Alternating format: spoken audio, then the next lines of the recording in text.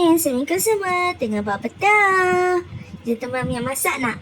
Okey, menu hari ni Mia buat durian goreng. Okey, mula-mula kita ambil isi durian. Macam Mia cakap hari tu, Mia suka gila durian kampung. And Mia balik kampung, ambil durian dekat dusun.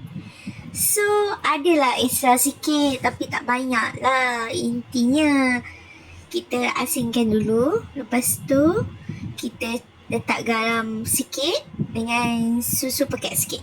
Untuk sebab durian yang ni dia dah tak ada rasa manis dia. Macam campur-campur kan. So kita balance kan. Kita tambahlah susu. Terpulang pada korang. Nak pekat mana, nak manis mana, ikut. Okey, lepas tu sebab dia lembik macam ni kan. Pakai sudu susah. Kita letak dalam piping bag je. Okey, nanti senang picit-picit je, tak kotor tangan. Okey, next kita kena sediakan kulit popiah. Okey. Yang ni Mia buat sikit-sikit sebab ada satu piping bag je kan. So memang tak banyak dapat.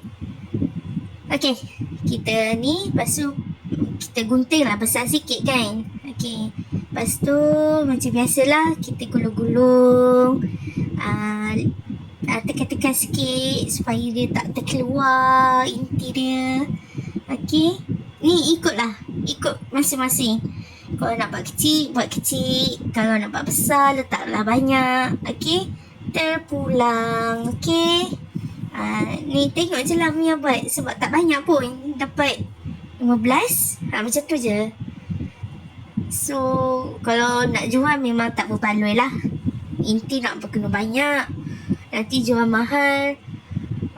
Orang marah pula kan. So, korang nak korang buat sendiri. Mia tak nak jual. Benda ni, kalau benda-benda mahal, Mia tak nak jual. Sebab kosting dia mahal, semua mahal. So, tak nak. Korang nak, korang buat sendiri. Okay, dah jadi macam ni. Dia lembik tau. So, kalau nak korang frozen lah dulu. Lepas tu baru goreng. Okey, yang ni Mia pakai tepung beras, tepung jagung, tepung gandum, garam sikit, kunyit sikit, and minyak panas. Minyak panas tu lah yang buat garing kan. Okey, and then Mia letak wijen sikit. Itu je. Ni macam korang goreng buat tepung goreng. Macam mak-mak kita selalu buat dulu. Okey. Minyak panas kena pakai sudu kan.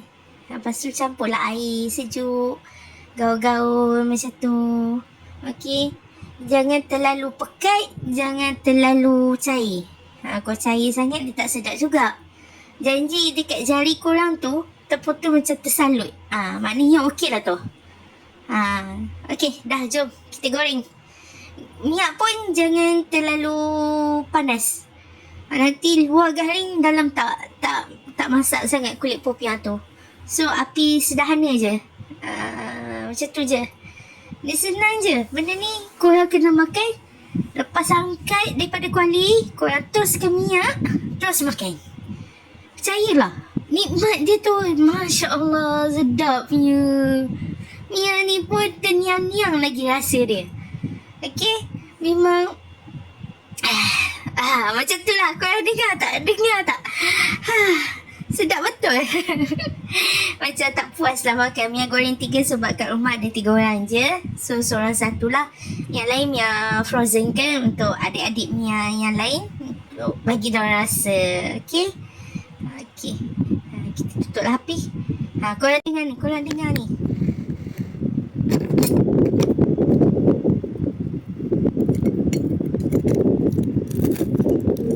Rangup kan. Tengok isi dalam dia. Bila kita buat sendiri, memang padat lah. Memang penuh inti lah. Kalau korang nak meniaga, itu terpulang pada korang lah. Nampak? Dengar ni. Mia kunyah ni. Sedap. Rangup gila weh. Tepung tu rangup. Panas. Masya Allah, sedap punya. Oh, sedap weh. Sumpah sedap. Mia dia pun edit video ni pun macam terniang-niang lagi. Macam nak habiskan je semua. Tapi kesian lah yang lain kan tak dapat makan. Masya Allah. Sedap korang. Okey lah, itu saja. Bye-bye.